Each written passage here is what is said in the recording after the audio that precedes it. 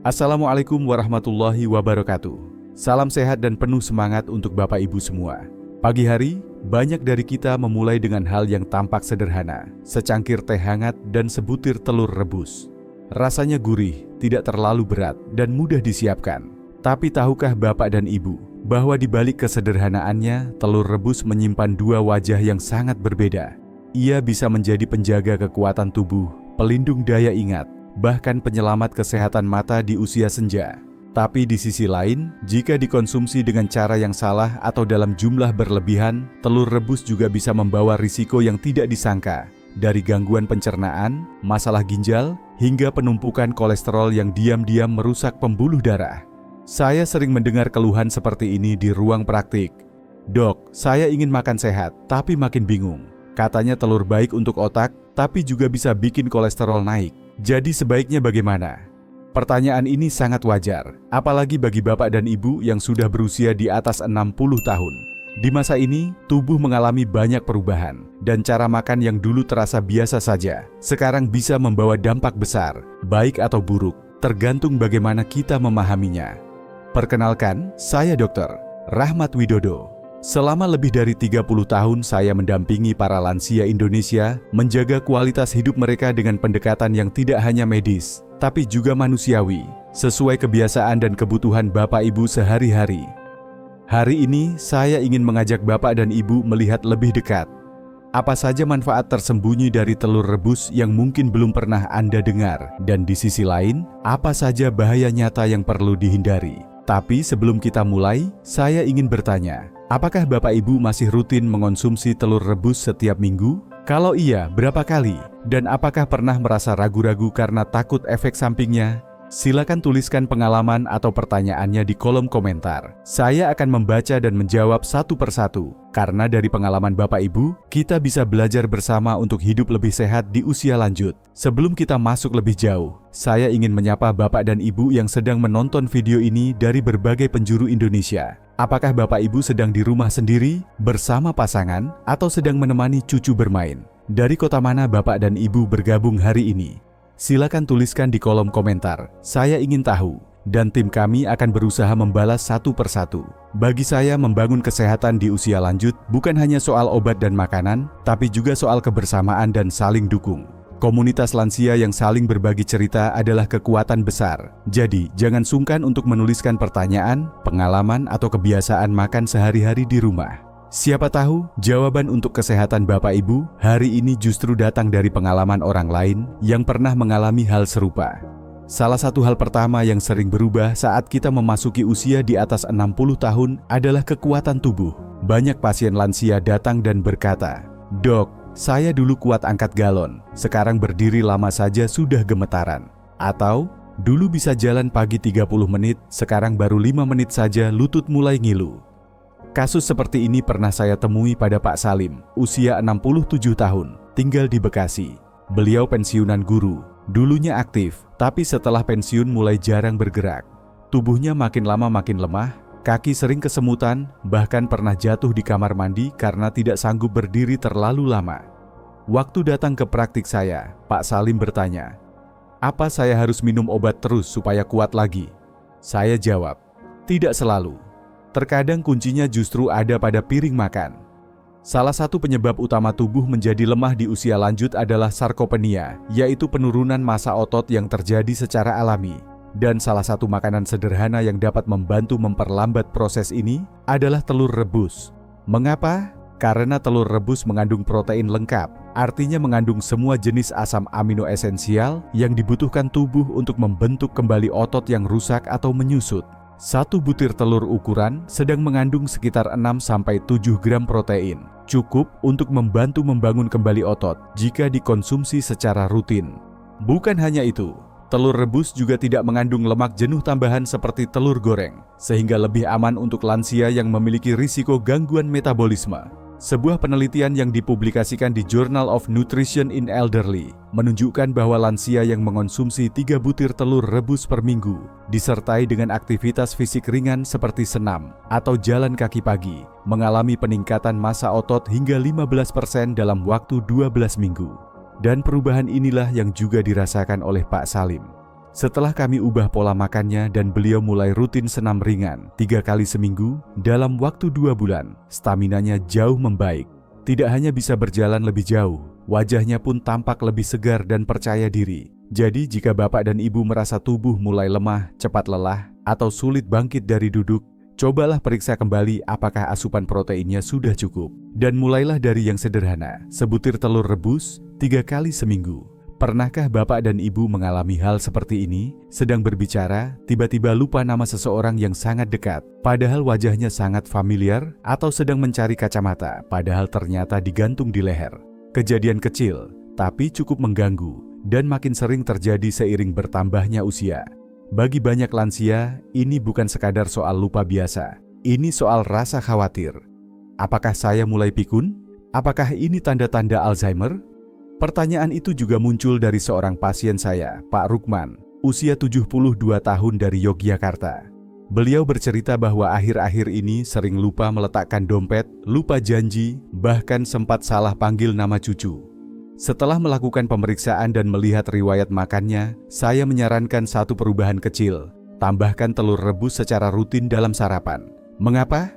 Jawabannya terletak pada satu nutrisi penting yang mungkin belum banyak diketahui orang. Kolin. Kolin adalah zat gizi yang dibutuhkan otak untuk membentuk asetilkolin, senyawa penting yang membantu otak mengirimkan sinyal, terutama untuk mengatur ingatan, konsentrasi, dan cara kita mengambil keputusan. Satu butir telur rebus mengandung sekitar 147 mg kolin, setara dengan 25-30% kebutuhan harian orang dewasa. Dan hampir tidak ada makanan lain yang bisa memberikan jumlah kolin sebanyak itu dalam satu porsi kecil. Dalam sebuah penelitian dari Boston University terhadap lebih dari 1.400 orang dewasa, ditemukan bahwa asupan kolin yang lebih tinggi berkorelasi dengan fungsi memori yang lebih baik dan risiko penurunan kognitif yang lebih rendah di usia tua. Selain itu, telur rebus juga mengandung vitamin B12 untuk melindungi saraf dan selenium yang membantu menjaga otak dari kerusakan akibat stres dan penuaan. Kini, setelah beberapa bulan menyesuaikan pola makan, Pak Rukman merasakan perubahan. Ia masih bisa lupa sesekali, tapi tidak separah dulu. Yang lebih penting, beliau merasa lebih tenang, tidak terlalu cemas, dan bisa menikmati waktu bersama cucu, tanpa merasa kehilangan arah. Jadi jika Bapak Ibu merasa memori mulai kabur, atau sering bingung di tengah percakapan, mungkin sudah saatnya memperhatikan apa yang masuk ke dalam tubuh. Karena seringkali, apa yang kita makan hari ini akan menentukan sejernih apa pikiran kita esok hari. Setiap sore, saya sering melihat lansia duduk di teras rumah sambil membaca koran, mushaf kecil, atau hanya memandangi langit senja. Namun belakangan, semakin banyak yang mengeluh, "Dok, sekarang saya harus nyalakan lampu siang-siang, karena hurufnya makin kabur." Atau, "Saya lihat wajah cucu saya, rasanya sudah tidak seterang dulu." Kondisi ini sangat umum. Penglihatan memang menurun secara alami seiring usia. Tapi apakah Bapak Ibu tahu bahwa apa yang kita makan juga ikut menentukan seberapa cepat atau lambat penurunan itu terjadi? Salah satu penyebab utama gangguan penglihatan lansia adalah degenerasi makula terkait usia. Ini adalah kondisi di mana bagian tengah retina yang bertugas memberikan penglihatan tajam mengalami kerusakan perlahan, tanpa rasa sakit, tapi sangat memengaruhi kualitas hidup. Inilah alasan mengapa telur rebus kembali menjadi pilihan yang sangat berharga bagi lansia. Dalam kuning telur terdapat 2 senyawa penting, lutein dan zeaxanthin. Keduanya termasuk kelompok karotenoid, pigmen alami yang juga ditemukan dalam sayuran hijau seperti bayam dan kale. Menariknya, lutein dan zeaxanthin dari telur lebih mudah diserap tubuh karena ada lemak alami di dalam kuningnya. Kedua zat ini bekerja layaknya kacamata pelindung di dalam mata. Mereka menyaring cahaya biru, melindungi retina dari stres oksidatif, dan memperlambat kerusakan makula. Dalam sebuah studi yang dimuat di Archives of Ophthalmology, konsumsi lutein dan zeaxanthin secara rutin dapat menurunkan risiko degenerasi makula hingga 40%. Saya pernah menyarankan kepada Ibu Sumarni, usia 68 tahun dari Magelang, untuk mengombinasikan telur rebus dengan sayur berwarna hijau saat sarapan. Beliau terbiasa mengukus bayam dan menambahkan sebutir telur rebus, kadang juga menambahkan wortel. Setelah beberapa bulan, beliau merasakan matanya lebih nyaman saat membaca Al-Quran, tidak cepat lelah saat menjahit.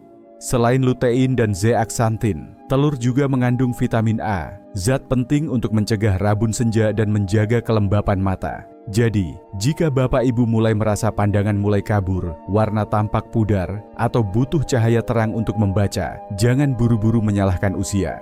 Mungkin yang dibutuhkan hanyalah tambahan gizi yang tepat, dan sebutir telur rebus bisa menjadi awal yang baik. Salah satu kekhawatiran paling sering saya dengar dari pasien lansia adalah soal kolesterol. Hampir setiap minggu ada yang berkata, "Dok, saya ingin makan telur, tapi saya takut kolesterolnya naik." Atau yang lebih ekstrim, sudah bertahun-tahun saya tidak menyentuh telur karena dokter dulu pernah bilang jangan. Saya memahami ketakutan itu, namun seringkali informasi yang beredar tidak lengkap, dan akibatnya makanan bergizi seperti telur justru dijauhi secara berlebihan. Mari kita luruskan dengan tenang dan logis. Memang benar bahwa dalam satu butir kuning telur terkandung sekitar 186 mg kolesterol.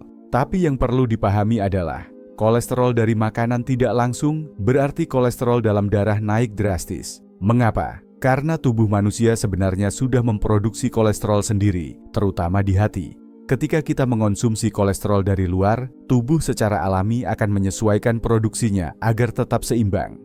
Penelitian dari Harvard School of Public Health dan juga meta-analisis yang diterbitkan di British Medical Journal menyimpulkan bahwa bagi sebagian besar orang sehat, makan satu telur per hari tidak meningkatkan risiko penyakit jantung atau stroke secara signifikan. Lalu, kenapa masih banyak orang tetap khawatir? Karena yang sering dilupakan justru cara kita makan secara keseluruhan. Misalnya, jika Bapak Ibu makan telur goreng dengan margarin, ditambah nasi putih, sosis, dan minuman manis, jelas saja itu memberi beban besar bagi tubuh. Tapi jika yang dikonsumsi adalah satu butir telur rebus, tanpa tambahan lemak jenuh, dan disandingkan dengan sayuran, maka manfaatnya jauh lebih besar dibanding risikonya. Namun tentu saja, tidak semua orang sama. Lansia yang memiliki riwayat hiperkolesterolemia genetik, tekanan darah tinggi, atau diabetes tetap harus waspada. Itulah sebabnya saya selalu menyarankan untuk mengetahui profil lipid pribadi. Apakah kadar LDL-nya tinggi? Bagaimana dengan HDL dan trigliserida? Dengan tahu kondisi tubuh sendiri, kita bisa lebih bijak dalam mengatur seberapa sering makan telur. Selain itu, telur juga mengandung kolesterol baik atau HDL, yang justru membantu membersihkan kolesterol jahat dari pembuluh darah. Jadi, daripada langsung menghindari telur, mari kita pelajari cara mengonsumsinya dengan bijak. Karena yang jadi masalah bukan telurnya, tapi bagaimana kita mengolah dan memadukannya dalam makanan sehari-hari. Apakah Bapak dan Ibu pernah merasa tubuh sering lemas, wajah tampak pucat, atau cepat mengantuk meskipun tidak banyak bergerak? Jika iya, bisa jadi itu adalah tanda-tanda anemia ringan, kondisi di mana tubuh kekurangan sel darah merah sehat yang cukup untuk membawa oksigen ke seluruh jaringan. Banyak lansia yang tidak menyadari bahwa rasa letih dan lesu yang dialami setiap hari bukan semata karena usia, tetapi karena kurangnya asupan gizi tertentu. Salah satu pasien saya, Ibu Sulastri, usia 65 tahun dari Surabaya, datang dengan keluhan sering pusing saat bangun pagi dan merasa ngos-ngosan setelah berjalan sebentar di pasar. Setelah dilakukan pemeriksaan darah, ternyata kadar hemoglobinnya rendah. Ia mengalami kekurangan vitamin B12, dan inilah yang membuat tubuhnya mudah lelah. Saya tidak langsung meresepkan suplemen. Kami mulai dengan langkah sederhana, menambahkan telur rebus dalam pola makan mingguannya. Pagi hari, Ibu Sulastri sarapan dengan sebutir telur rebus dan segelas air jeruk hangat. 3 minggu pertama belum terasa banyak perubahan. Tapi setelah 2 bulan berjalan, wajahnya mulai tampak lebih cerah. Energinya kembali dan ia bisa ikut pengajian pagi tanpa merasa ngos-ngosan seperti sebelumnya. Apa yang sebenarnya terjadi? Di dalam telur rebus, terkandung vitamin B12 yang membantu tubuh memproduksi sel darah merah sehat. Selain itu, ada pula asam folat yang dibutuhkan dalam proses pembentukan DNA dan zat besi dalam bentuk heme, jenis zat besi yang mudah diserap oleh tubuh. Yang menarik, lemak sehat alami dalam kuning telur juga membantu penyerapan zat besi menjadi lebih efisien. Kalau Bapak Ibu mengonsumsi telur rebus bersama buah-buahan seperti pepaya, jeruk, atau tomat, hasilnya akan lebih maksimal. Tapi tentu, semua itu akan bekerja baik hanya jika pencernaan Bapak Ibu juga sehat. Karena tubuh yang sudah tidak mampu menyerap vitamin dengan baik, misalnya akibat gangguan lambung, tetap membutuhkan penanganan khusus. Jadi, kalau akhir-akhir ini Bapak Ibu merasa sering lemas tanpa sebab jelas, jangan buru-buru menyalahkan usia. Coba periksa kembali pola makan sehari-hari, karena bisa jadi jawabannya ada di piring sarapan. Saya tahu, setelah mendengar begitu banyak manfaat dari telur rebus, mulai dari otot, otak, hingga penglihatan, Bapak dan Ibu mungkin mulai berpikir, kalau begitu saya makan tiap hari saja supaya makin sehat. Tapi tunggu dulu, sama seperti pisau, telur rebus pun bisa memiliki dua sisi. Kalau digunakan dengan tepat, ia bisa menjadi alat bantu penyembuhan. Tapi kalau berlebihan atau salah cara, ia justru bisa menjadi beban bagi tubuh. Saya pernah menangani seorang pasien bernama Pak Dharma, usia 70 tahun, seorang pensiunan petugas masjid. Beliau sangat menjaga makanan dan menghindari gorengan. Tapi karena sering mendengar bahwa telur rebus itu sehat, beliau mulai makan setiap hari. Pagi 1 butir, sore 1 lagi.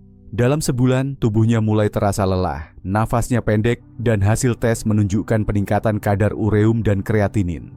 Setelah ditelusuri, ternyata beliau punya riwayat gangguan ginjal ringan yang tidak disadari. Telur memang kaya protein, tapi bagi lansia yang fungsi ginjalnya sudah menurun, kelebihan protein justru bisa membebani kerja ginjal. Ginjal harus bekerja ekstra keras menyaring sisa metabolisme dari protein. Dan jika tubuh tidak mampu mengimbanginya, zat-zat itu bisa menumpuk dalam darah. Masalah lain yang sering luput diperhatikan adalah soal cara memasak. Telur yang direbus setengah matang atau tidak disimpan dengan benar bisa membawa risiko infeksi bakteri seperti Salmonella. Bakteri ini bisa menyebabkan diare, demam, mual, dan pada lansia yang daya tahan tubuhnya lemah. Kondisi ini bisa berujung pada dehidrasi berat. Oleh karena itu, telur sebaiknya direbus sampai bagian kuningnya benar-benar matang. Dan bila sudah dingin, segera disimpan di kulkas jika belum dikonsumsi. Beberapa lansia juga mengalami keluhan setelah makan telur, seperti gatal-gatal di kulit, perut kembung, atau rasa mual yang tidak biasa. Bukan selalu alergi, tapi bisa jadi tubuh mulai sensitif karena sistem pencernaannya sudah tidak sekuat dulu. Dalam beberapa kasus, protein dalam putih telur bisa menjadi penyebab, dan jika dimakan dalam keadaan dingin atau terlalu sering, telur juga bisa membuat perut terasa penuh atau sulit buang air besar. Ada pula hal yang jarang dibicarakan, bau badan menyengat yang muncul setelah makan telur berlebihan. Ini bisa terjadi karena tubuh memecah kolin, zat baik yang tadi kita bahas, menjadi senyawa bernama trimetilamina, yang pada sebagian orang bisa menyebabkan aroma tubuh tak sedap. Kalau hal ini disertai dengan pola makan tinggi lemak jenuh, risiko penumpukan plak di pembuluh darah juga meningkat, apalagi kalau jarang bergerak. Yang perlu diingat, bukan telur rebusnya yang salah, tapi bagaimana kita memperlakukannya. Makan 1-2 butir per minggu mungkin memberi manfaat besar, tapi kalau dijadikan makanan utama setiap hari, tanpa diimbangi dengan sayur, buah, dan aktivitas fisik, justru bisa membuat tubuh makin rentan. Jadi, sebelum menjadikan telur rebus sebagai senjata utama untuk menjaga kesehatan, mari kita pastikan tubuh kita siap menerimanya. Dengarkan tubuh sendiri, konsultasikan dengan dokter jika punya riwayat penyakit kronis, dan ingat bahwa kunci dari pola makan lansia adalah keseimbangan, bukan pengulangan berlebihan dari satu jenis makanan saja. Bapak dan Ibu, masih ada satu hal penting yang sering luput dibahas saat kita bicara soal telur. Bagaimana tubuh kita mencernanya? Karena tidak semua tubuh lansia merespons makanan dengan cara yang sama. Di usia muda, pencernaan kita kuat. Tapi begitu melewati usia 60, sistem lambung dan usus ikut mengalami penurunan. Produksi asam lambung berkurang. Enzim-enzim yang bertugas mencerna protein juga tidak sebanyak dulu. Akibatnya makanan yang tadinya mudah dicerna, kini terasa berat dan menyebabkan kembung, mual, bahkan sulit buang air besar, terutama jika dimakan dalam kondisi dingin atau belum benar-benar matang. Saya pernah menemani seorang pasien bernama Ibu Nurhayati dari Pekalongan. Beliau rajin sarapan dengan telur rebus, tapi sering merasa mual setelah makan. Setelah ditelusuri, ternyata beliau selalu menyimpan telur rebus di suhu ruang selama beberapa jam sebelum dimakan. Selain mudah terkontaminasi, telur yang dingin dan keras pun lebih sulit dicerna oleh lambung yang sudah sensitif. Bukan hanya soal pencernaan, ada juga kemungkinan alergi yang muncul kembali di usia tua, meskipun sebelumnya tidak pernah mengalami hal serupa. Sistem imun lansia kadang jadi lebih sensitif terhadap kandungan tertentu dalam makanan, seperti protein ovalbumin yang ada di putih telur. Gejalanya bisa ringan seperti ruam, bibir bengkak, atau rasa tidak nyaman di perut. tapi bisa juga berat seperti sesak napas atau mual hebat setelah makan. Jika Bapak Ibu merasa tidak nyaman setelah makan telur, cobalah hentikan dulu selama beberapa hari. Lihat apakah gejalanya berkurang. Kalau ya, jangan ragu berkonsultasi ke dokter untuk pemeriksaan alergi. Dan jika ingin mencoba lagi, mulailah dari setengah butir saja, dalam kondisi hangat, tanpa mencampurkannya dengan lauk baru lainnya, agar mudah dikenali reaksinya. Telur rebus memang luar biasa, murah, mudah, dan bergizi. Tapi tentu saja, bukan hanya telur yang bisa jadi sumber protein. Kita bisa kombinasikan dengan tahu, tempe, ikan kukus, atau ayam tanpa kulit. Yang penting bukan banyaknya, tapi variasinya. Kesimpulannya, telur rebus bisa jadi sahabat terbaik lansia, asal dikonsumsi dengan bijak dan sesuai kondisi tubuh. Ia bisa menjaga otot tetap kuat, otak tetap tajam, mata tetap jernih, dan tubuh tetap bertenaga. Tapi kalau dimakan tanpa memahami kondisi tubuh sendiri, justru bisa memicu masalah kesehatan yang diam-diam berkembang seiring waktu. Apakah Bapak dan Ibu pernah mengalami gejala tertentu setelah makan telur? Atau punya cara unik dalam mengolah telur agar lebih mudah dicerna? Silakan bagikan pengalaman di kolom komentar. Saya sangat senang membacanya dan akan mencoba menjawab satu persatu. Jika video ini bermanfaat, jangan lupa tekan tombol like dan bagikan kepada teman sebaya atau anggota keluarga. Klik juga tombol subscribe agar tidak ketinggalan informasi penting lainnya seputar kesehatan lansia. Sampai jumpa di video berikutnya. Wassalamualaikum warahmatullahi wabarakatuh.